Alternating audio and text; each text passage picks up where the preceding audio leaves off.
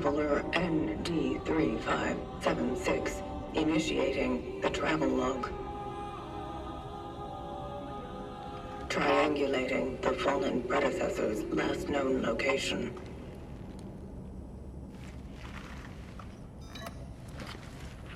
Commencing search. Welcome back, friendlies, to another review. My name is Axel, and today I'm bringing you Cronos, the New Dawn. I remember seeing trailers for this game like a year or so ago, and to be honest, I completely forgot about it until like 2 weeks before it was coming out. Is it worth a pickup, or should you skip this one? Let's find out. So for those of you who may have never heard of this game, it's a new survival horror game from the team that brought us Layers of Fear. It's a game heavily influenced by games like Dead Space and Resident Evil. So I'll start with the story, and the story is kind of hard to wrap your head around even after I finished it, but I'll try to simplify it as much as I can without giving away too much. In the game, you are sent by this group called the Collective to go back through time to extract people's essences. You are called travelers, and when one of you falls on your mission, they just send another one. You're basically dispensable, and travelers' missions are the only thing that matters to them. Except this time you're playing as Traveler ND3576, and she's different from the others.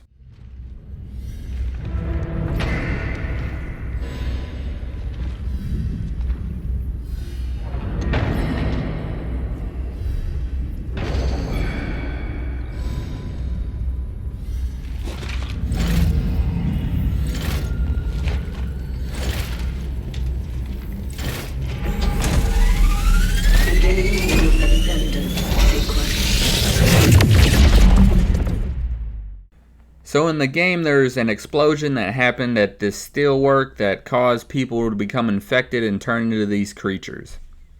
You're tasked with finding these dive points that I'm assuming are like rips within the world that allow you to go back in time to extract someone you need to save.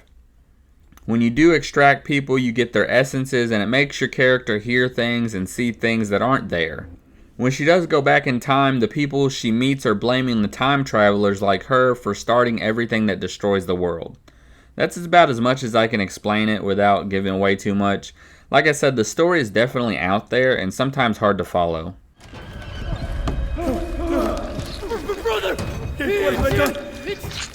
came back! Out your body count. You brought that on us, you fuck!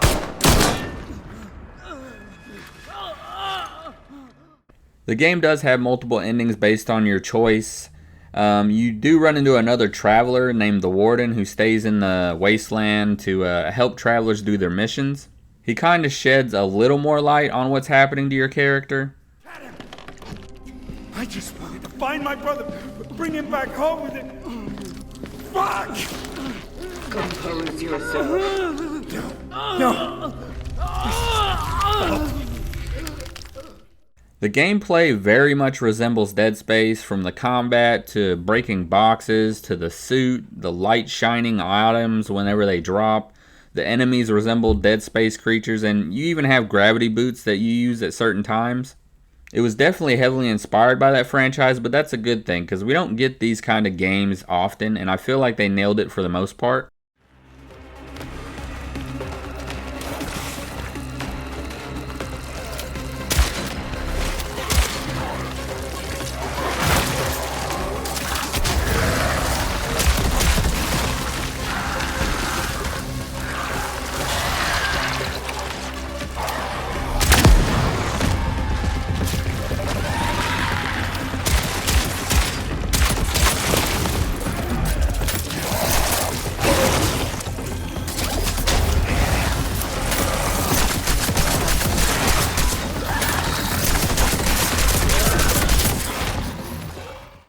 One of the things that does stand out though is that the enemies will absorb dead enemies and become stronger. So if you kill one and another one gets close to the body of the one you just killed, it'll become stronger. It's actually a pretty cool mechanic. Whenever I ran into an area that already had some bodies laying around, I was like, oh fuck, here we go. The game does have the grid inventory system, much like Dead Space or Resident Evil, Luckily, the guns only take one spot instead of multiple spots, but the inventory slots is what I spent most of my upgrades on mainly, because I wanted to be able to carry as many guns as possible.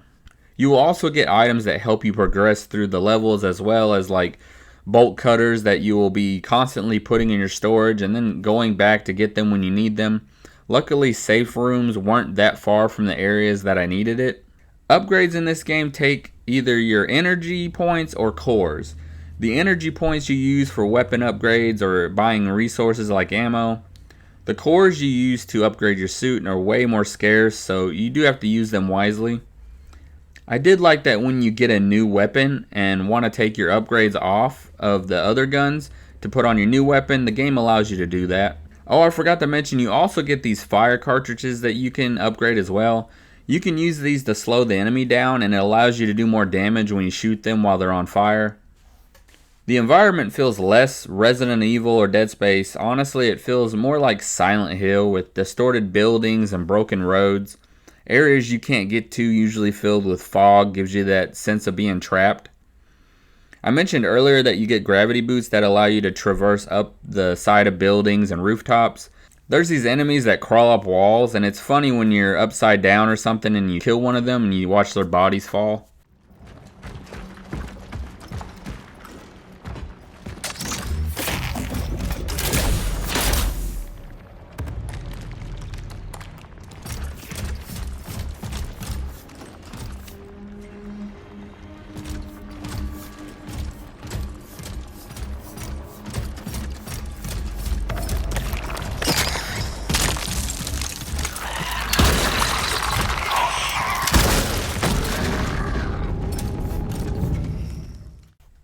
You will also get this ability to revert items and roads.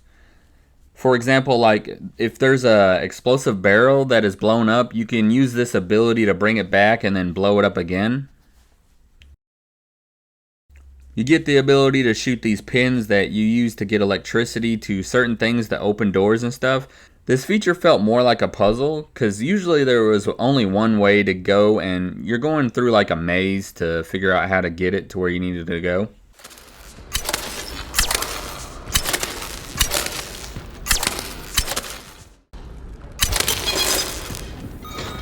So if I had any complaints about the game, it's that there isn't enough enemy variety. I know it's a weird thing to say, but compared to Resident Evil, this game is very grounded. I know, that's weird. The enemies in the game make sense for the world they built, but would have been cool to see other ones. Also, the enemies aren't very smart. The AI are basically programmed to follow you, so if you go around and around and around a pole, they will just follow you. They've also gotten stuck a couple times as well. There was a bug that happened a couple times that caused them to get into my safe room. Yes, my safe space. Oh my God! No! God, please, no! No! No! No! So at the end of the day, I do think this is a good game for anybody who enjoys these style of games. The story is intriguing, and I always love these kind of games. If you're going to play this game, I'll give you some advice though.